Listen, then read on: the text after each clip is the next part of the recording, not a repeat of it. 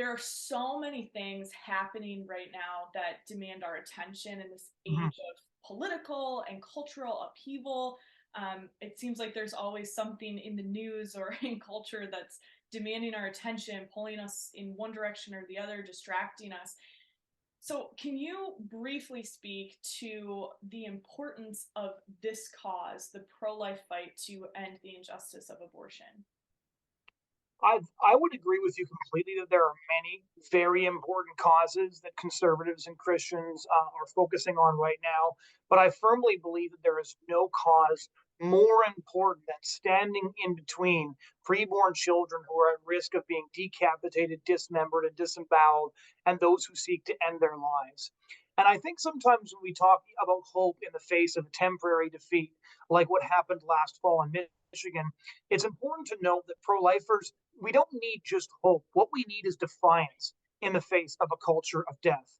That when the culture of death wins a temporary victory, that our response is that if there is nobody left to protect these babies except us, we will gladly and willingly accept that role.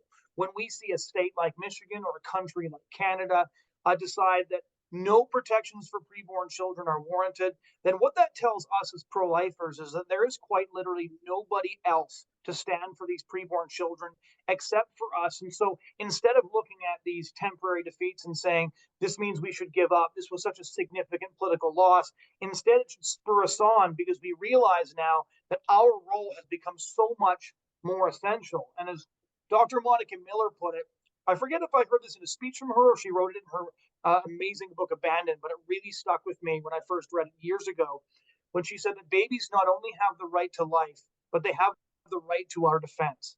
And so when the government rejects the preborn child's right to life, we must not reject their right to our defense. We must face the culture of death with defiance and push on because these orphans are in need of our help and nobody else is there to stand